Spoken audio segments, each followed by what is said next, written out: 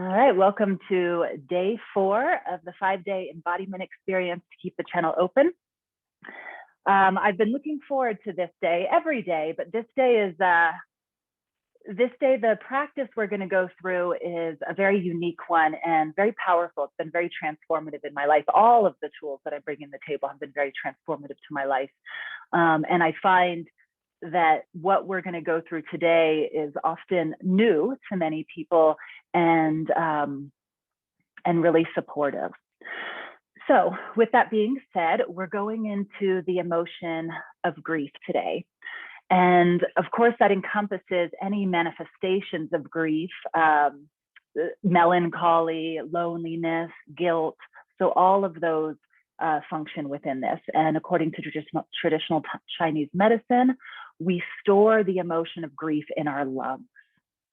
And I'm actually placing my hand where our lungs are.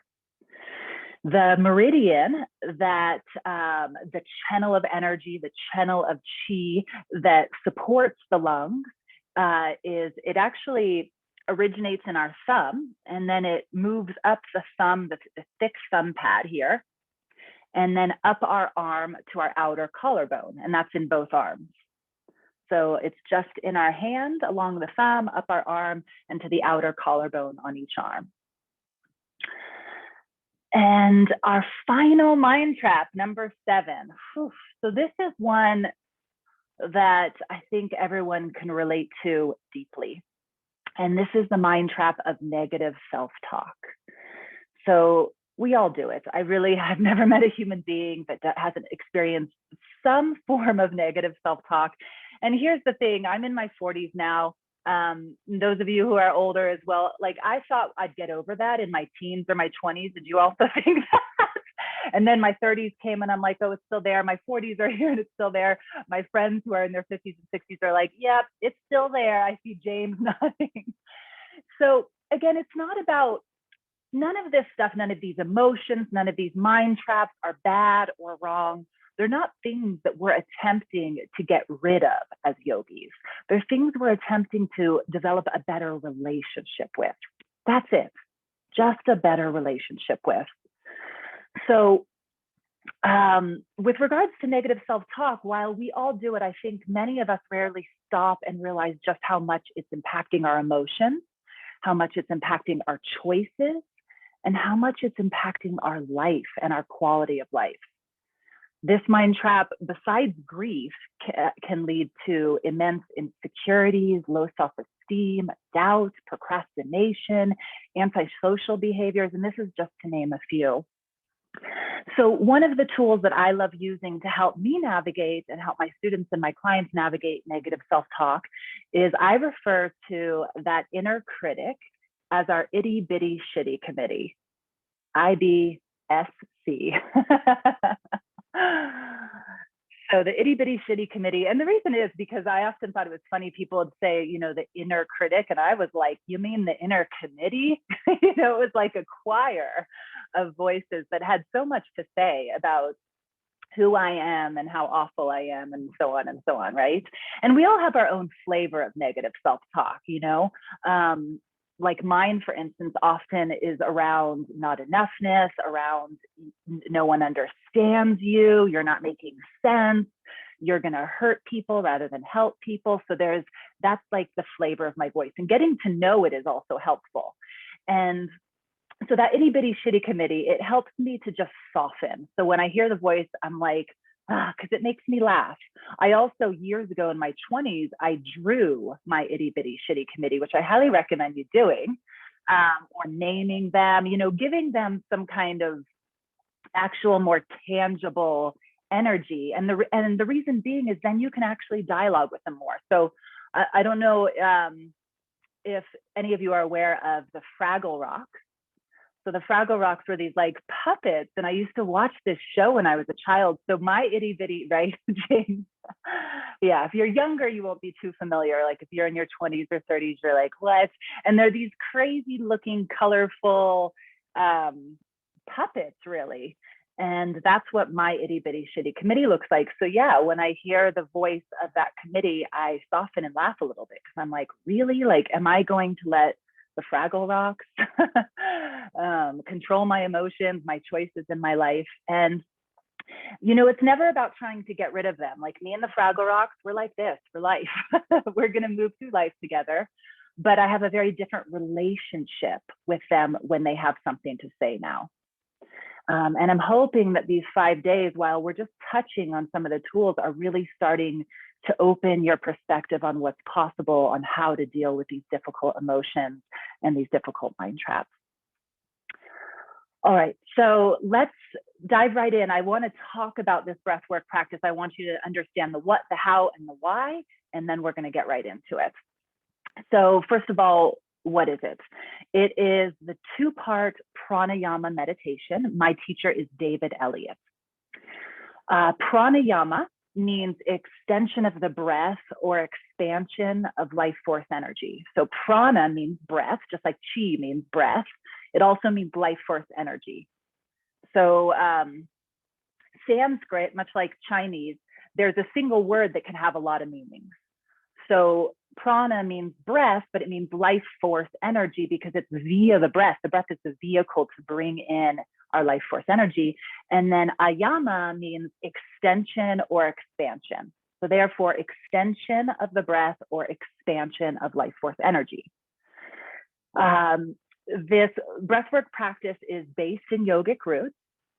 And what it is, it's a meditation. It's an active meditation technique that uses the breath to purge the body and the nervous system of emotional residue. And by now you get the emotional residue, right? Issues in our tissues. Emotions, when they're not fully dealt with, not fully processed, they reside in our body. There is emotional residue, and that has an impact on us. So what this practice does is it creates this internal environment of deep awareness and connection. And that enables you to create non-ordinary states of consciousness. And this happens by turning down, not turning off, but turning down the cognitive thinking part of your brain and turning up the wisdom of your belly and your heart. We have, you know, not literally, but there is this figurative heart, this that lives, or brain that lives in our heart and lives in our belly. There's wisdom from our neck down that often we're not accessing. We're just focusing on the wisdom from our neck up, which is great.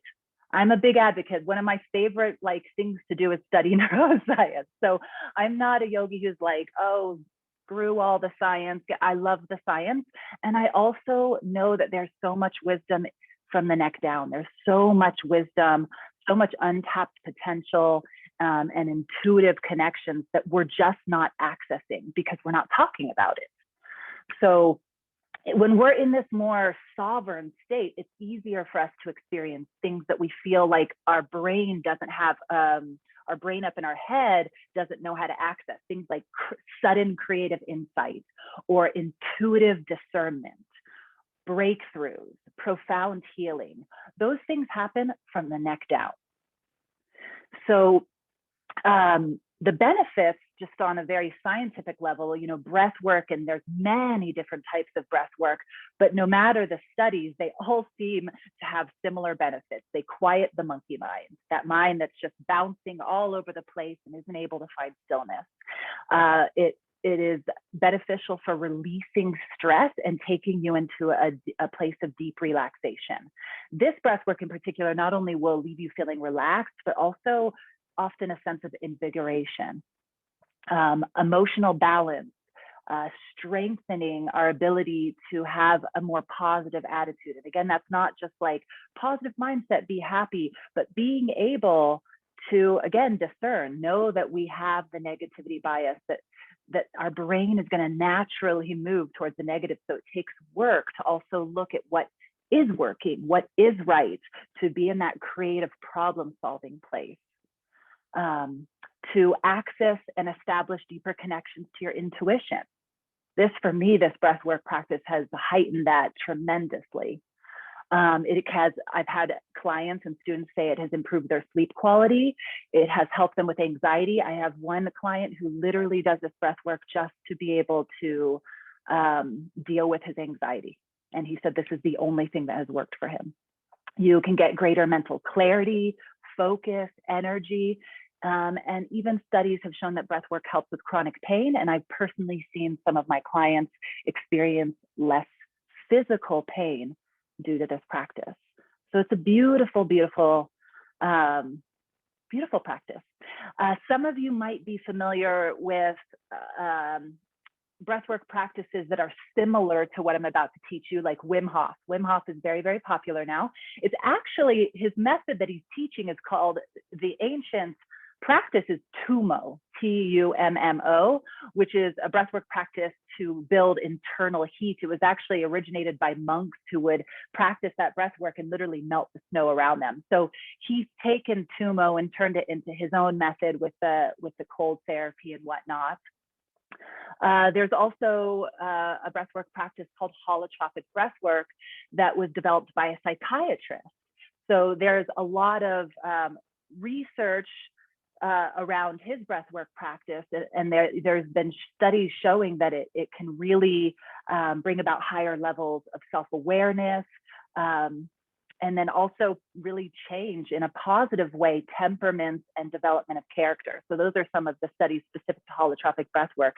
And I often refer to this breathwork, the two-part pranayama meditation, as the grandmother of holotropic breathwork. And where I kind of got that analogy is, if any of you are familiar with plant medicine, there's ayahuasca and peyote are the two most common plant work or plant medicines that people will go to again, try to access some of these same things I'm talking about. And they often talk about ayahuasca as the grandmother because it's a more gentle, a more gentle opening. And peyote's the grandfather because it's a little more of like a, like a tough love kind of opening. And I find that this breath work that I'm about to teach you is a bit more of the grandmother, a bit more gentle. Holotropic is a bit more grandfather, a bit more like you have to do it for a longer amount of time. It can be really intense. All amazing. Again, it's just like what flavor of breath work resonates with you, right? The similarity between all of these breathwork practices I've mentioned, from Wim Hof to David Elliott's the Pranayama two-part meditation to also there's like Michael Stone has neurodynamic breathwork, which is it stems from holotropic breathwork. There's three things that makes them common. One is they're all done through the mouth, and it's diaphragmatic and chest breathing. So we're breathing into the chest, really expanding the diaphragm and the low belly. It's also a circular breath. So there's no gap between the inhaling and exhaling. It's just circular. You're keeping the breath going, or like a figure eight. And also the breath is full and deep, not rapid. So you're not hyperventilating in any of these breathwork practices, but it is full and it is deep and it is circular. Yeah, okay. And then a couple more things, just some things that you could experience. So you could experience Shakti energy running through your spine. So almost feeling like your whole spine is like tingling and you're feeling this energy moving through it. You could feel tingliness or numbness in your hands, in your face, in your toes, even your entire body. You could experience some level of tetany, which is the hands kind of locking up almost like lobsters. Or just feeling tight fingers. Your body temperature could rapidly change. So this is also why I'll recommend that you have a blanket nearby, or maybe just start with one on your body. It can get really cold. It can also get really hot suddenly. Oftentimes when it gets really hot, there's a deep release, a very deep spiritual release that's happening. You could have visions, literally see things or hear things. And a very common thing is a sudden uprising of emotions. Again, whether that's in the realm of anger, frustration, irritability, or the realm of grief, which is very common, and kind of sadness and kind of heaviness. And if any of those emotions come up, express them. So if there's like tension, anger, have a pillow nearby, scream into it. If there is grief, let the tears come out. Don't force yourself to continue to do the breath work. If you start having a release of emotion, you've already done your work for the day. Now it's time to release, right? So sometimes this happens in the first couple of minutes for people. Sometimes it takes longer. Sometimes you don't have a release of emotion. I've also had students where they're like, they just feel this immense peace come over them, or immense joy. So it's all the spectrum, and also each experience is wildly different. So if any of this stuff starts to happen and you feel scared or you feel out of control, know that you're in control. You can stop and come back to your normal breathing at any time. That's really important for you to plant that seed in your mind, because it can be scary the first time when you start to feel this stuff. And then all of a sudden the mind comes in and you're no longer in your body and you're just like, is this wrong? Should this be happening? So what I recommend if you start having that nervousness is either just stop and come back to your normal breathing if it's too intense, or continue the breath work and just focus on the experience, like focus on the breath. Just when the mind starts chattering, just come back to, okay, my belly's rising, my chest is rising, I'm releasing, belly's rising, and really let go of expectations and surrender to the process. Because if you come into this with expectations like, whoa, I'm scared, what if that happens to me? Or, ooh, I really want like this huge awakening in my first time, then you're going to be in your head. You got to just drop into your body from your neck down in this. So 3 things that you can do to enhance your experience is with regards to sensation and emotion. Notice what you notice and feel what you feel. You hear me say this a lot in my dynamic release method classes. Notice what you notice, feel what you feel. Also, let intuitive movement come. As much as possible, just stay still. We'll be lying on our back. But if intuitive, natural impulse happens, like you want an arm to shake or something like that, or you want to shake your head, or you want to, let sound out, let that happen. Don't resist anything that naturally wants to occur. Just no standing or harming yourself, obviously. So no like getting up and walking around, no hitting yourself, nothing like that. But if there's intuitive forms of release, trust that. And also let sounding happen. So sounding is a form of releasing stagnant energetic blocks. So again, if you need to scream, scream. If that means putting a pillow over your head so that you can really let it out, do that. If sound wants to come out 1 or 2 times during the practice, probably just once because this is a shorter one, I'll actually guide you to do that. Yeah. And then the last little bit here before I show you what we're doing, which is a simple breathwork practice, everyone will be able to do it. Contraindications. And what contraindications mean is these things that I'm about to mention, if these are part of your reality right now, I am not a doctor, so I would say check with your doctor first before proceeding. And one is if you're pregnant. While I don't think that this breathwork practice will harm you if you're pregnant, it's best to check with your doctor if you are pregnant before doing this breathwork practice. Also, if you have any physical or psychiatric conditions that could be triggered from engaging in activities involving intense physical or emotional release. So this is could be an intense practice physically for the breath work, and also there could be an intense emotional release. So again, if you have any physical or psychiatric conditions that could be triggered by engaging in that, then also check with your doctor first. Okay, so here is what the breathwork practice looks like. I'm gonna rise up. So as I said before, it's all done through the mouth. So it's like this. First, I'll just show you through my mouth. I have one hand on my low belly and one hand on my chest. And it looks like this, 2 parts, breathing in. And then you release.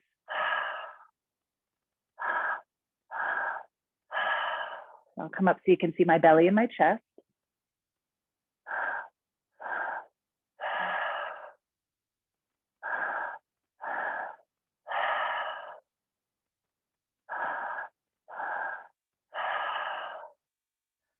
Belly expands, chest expands, release.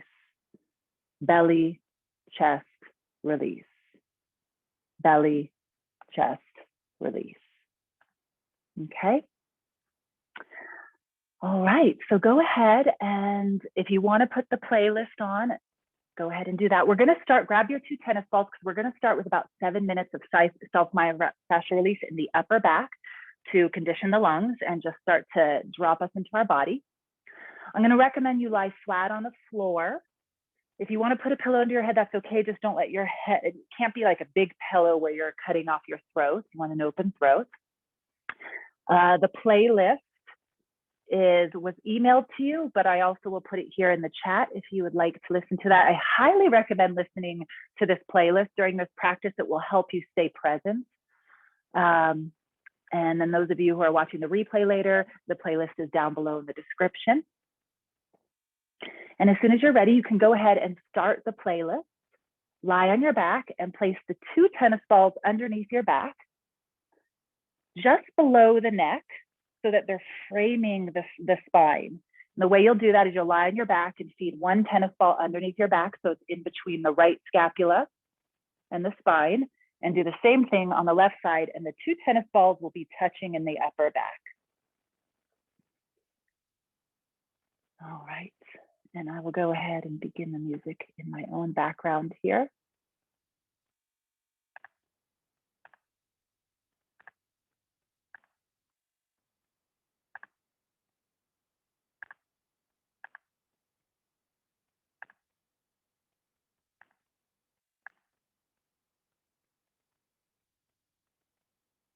Good. And as you lie on your back here, just take a couple moments to land. Knees are bent, feet on the ground. Make your feet about hip distance apart. Let your knees knock in towards each other so that you can really relax your leg muscles. And then again, with the tennis balls in your uppermost back here, sometimes it can feel nice to slide a block underneath your hips, but it's not necessary. The main thing is just to feel the middle of the spine melting towards the earth, and that will really allow the body weight to sink. Good. And then to explore sensation, you can begin to move your arms around like pieces of seaweed underwater. Maybe float the arms up towards the ceiling, overhead.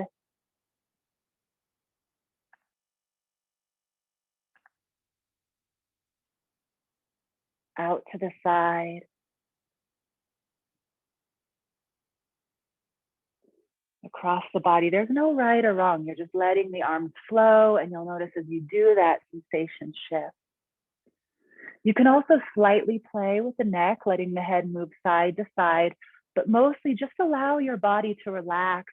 Soft breath here. This is going to help release tension all up the neck and the upper back and trapezius.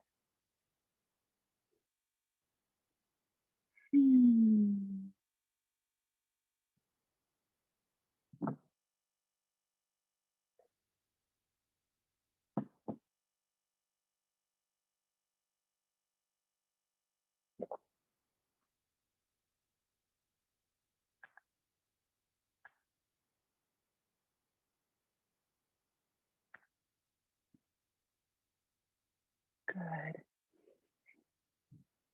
No rush here, really giving ourselves space to land in your body.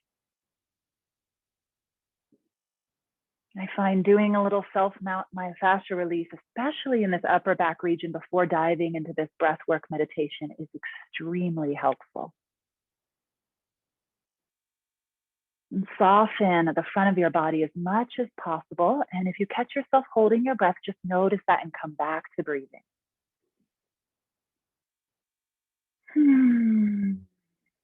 Just as I did, as always, you can use any of the exhales that I teach in the 4-part dynamic release breath, exhaling through the mouth, through the nose, with a sigh, or any way that feels most releasing.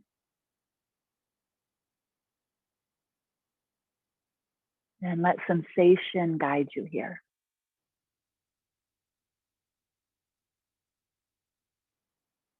All right, in the next breath or two, you're gonna slide the tennis balls down an inch. 2 ways you can do this. If you have nice long arms like me, you can literally just reach over your shoulders and push them down an inch. Or you can lift your hips, lift your head, and slide your body towards the top of your mat about an inch. This will be a little more intense because it's just like it'd be like a deep tissue massage as it rubs down the back. You just want to get them down about an inch. There's more body weight here in the second spot, therefore more sensation. So be gentle as you move here and land. Feel the middle of your spine melting towards the earth. And once again, if it feels right in your body, you can explore sensation with your arms, floating them up, out, across your body. Sometimes I like to just rest my arms on my forehead. Sometimes my arms are doing different things. Just move slowly, move mindfully, and stay in your breath.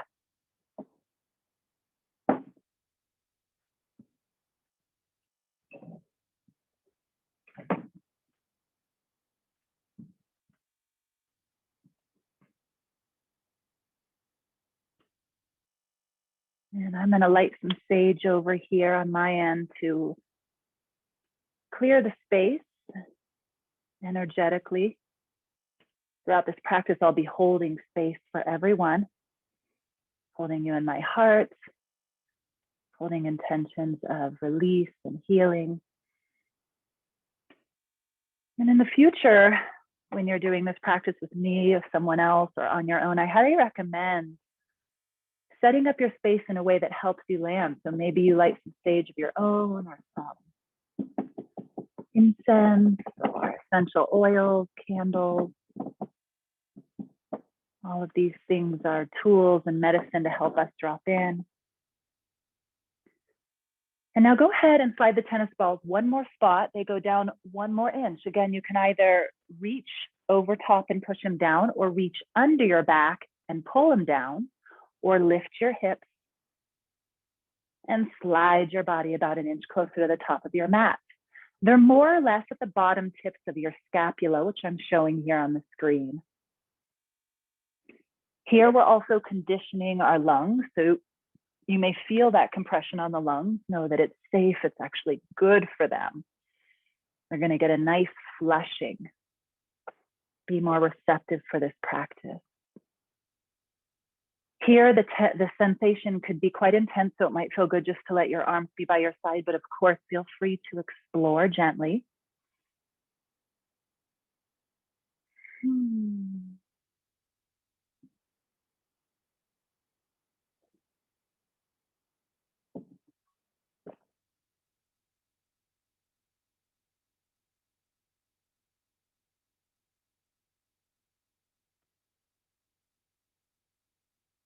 Just a couple more breaths here.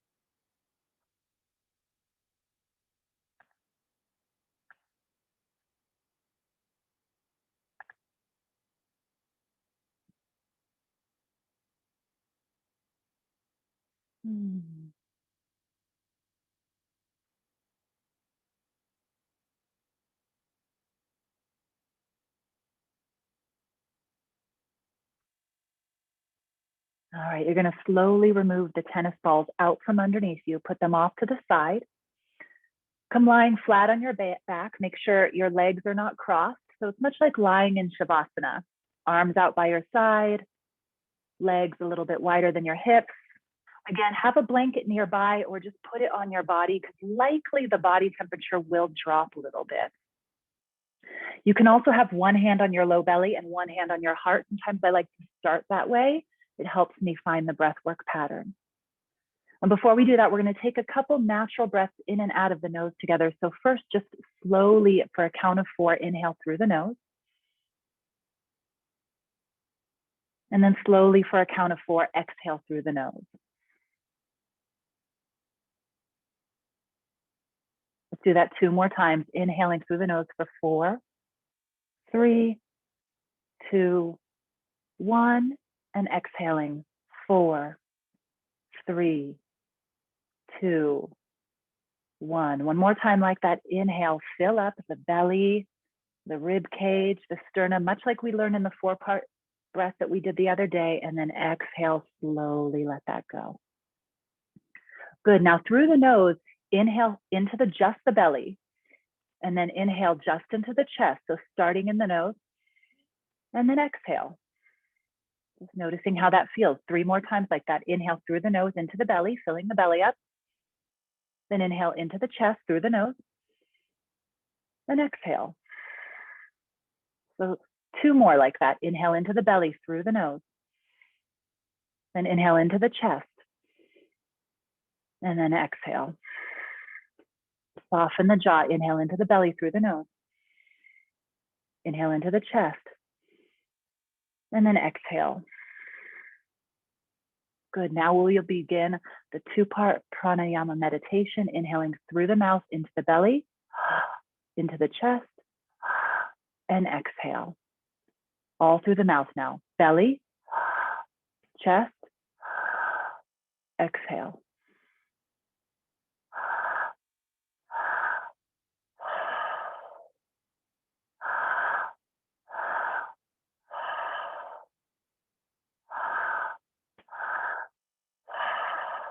Continue on your own, just like that. Belly, chest, release. Belly, chest, release. Moving forward, we have 17 minutes. 17 minutes. You got this. A full practice of this is 25 minutes long. We're going to go 17 minutes into this.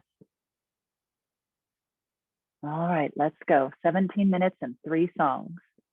I'm here with you. Belly, chest, release.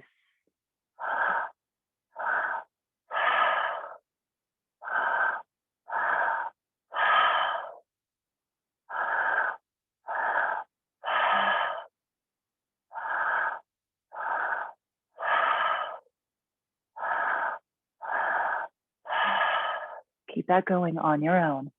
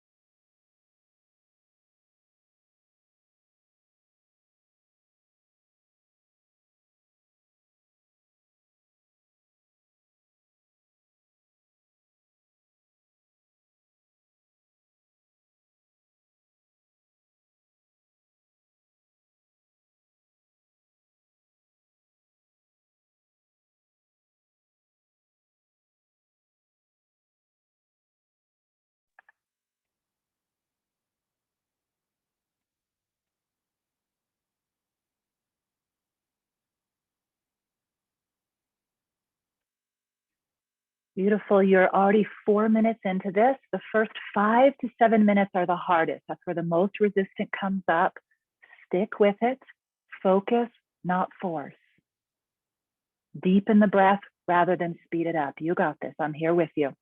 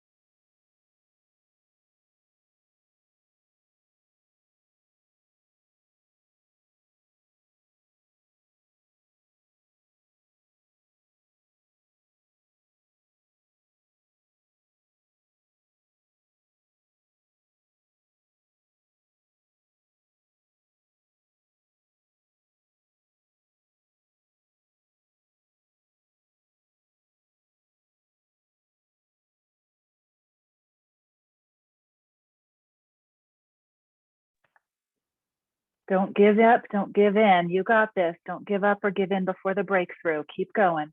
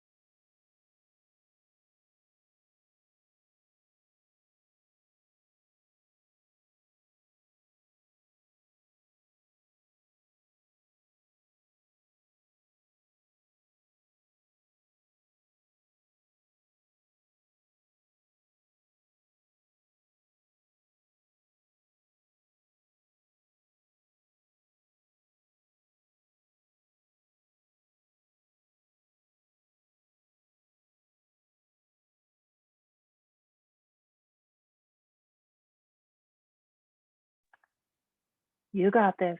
You got this.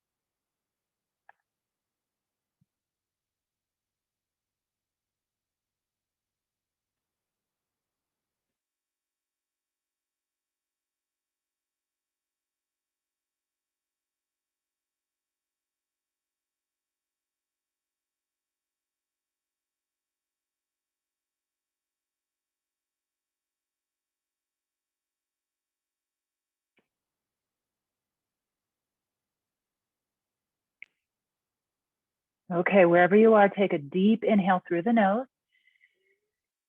And exhale, let some sound out of your throat. Ha. Do that one more time on your own.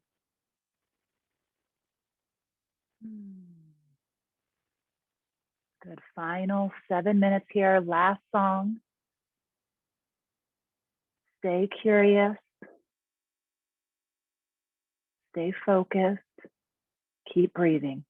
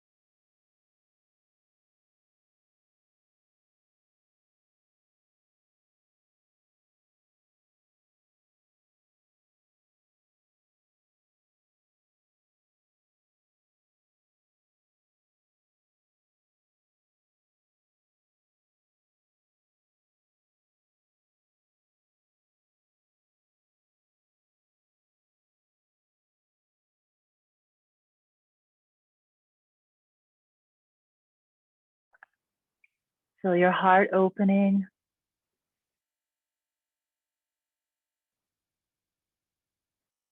Keep breathing.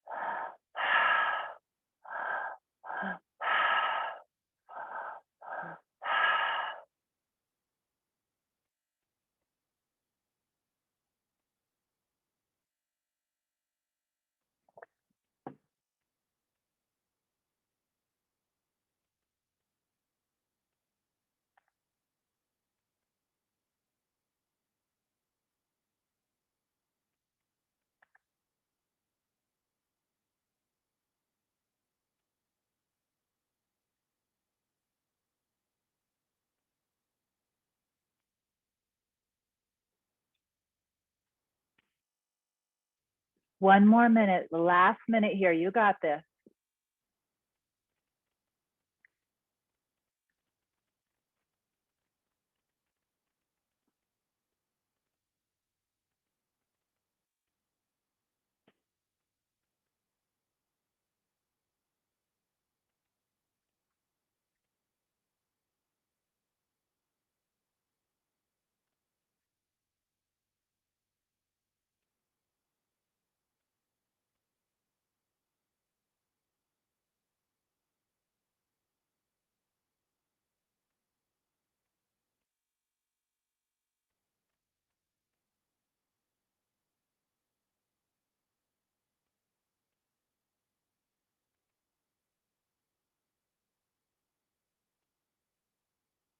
Good. Come back to your normal breath.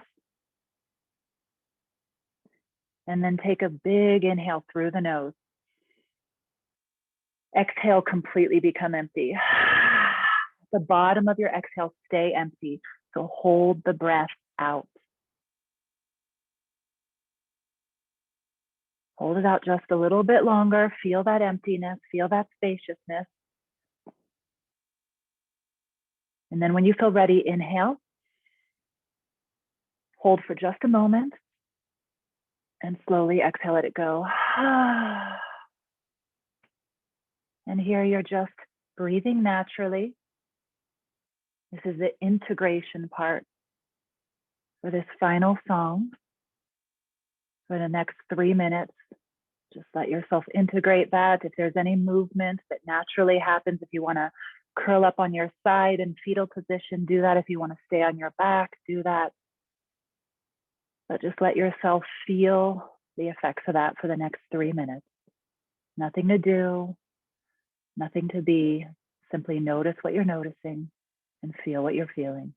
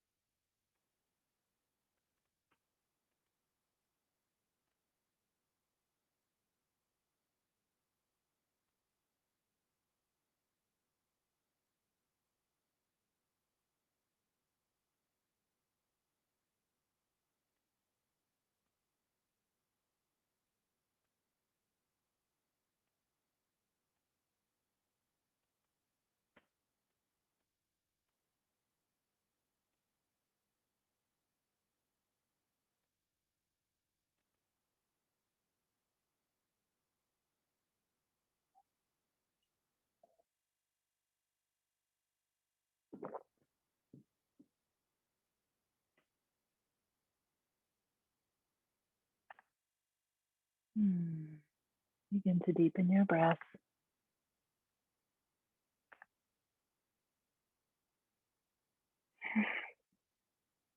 As always, I'll close with a poem I wrote. This is about the breath. In fact, when I was done writing it, I signed it, The Breath. So really, this was written by the breath. Breathe into the deep end of your life, away from the shallow, false safety of illusions. Your breath is a reminder of the fullness of who you are. The life force of ancestors tingles upon your sacred skin. Wholeness can be restored here. Stillness, in its most pure form, can be awakened. Calm energy emerges from the alive, tender truth within, a remembering that you are nothing short of holy. With that, sip in some air. In your own way, in your own time, you're going to come up to a seat. Again, the impact, the effects of this practice is always different and can be wildly different from person to person. So meet yourself where you're at. If you are in a tender space, hold that as sacred.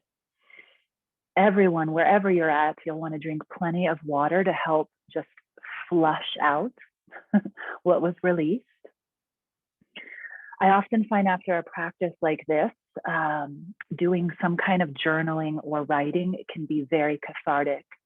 So this could just be a free write. You just pull out a journal and just either write about your experience, or you just write like whatever wants to come out. For me, a lot of times it's a poem. And so I will give you an offering here, and please only take it if it feels like the right thing for you right now, which is to write a letter to grief. And I'm going to go ahead and share this image. So if you'd like, for the next 5 minutes or so, you can use the playlist that I have been sending to you. It's at the bottom of the description, but the playlist for focus writing, or any playlist really, or maybe silence is what you need.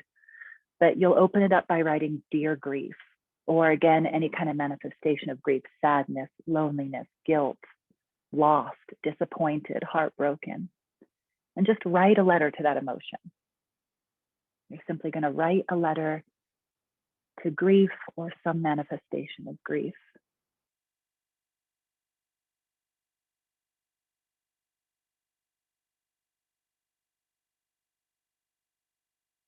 And I'm going to go ahead and hold space here for you for 5 minutes before we close. And again, if there's anything else you need, if you need more time to just lie and be with yourself, that's fine. If you need to drink some water, do that.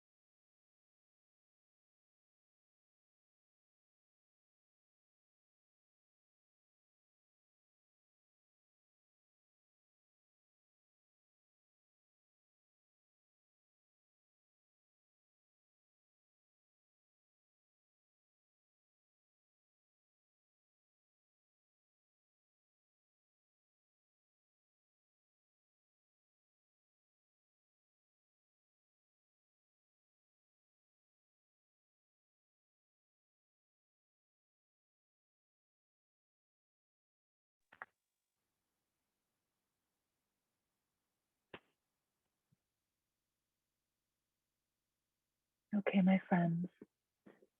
As always, if there's more words that need to pour out of you, stay with that practice.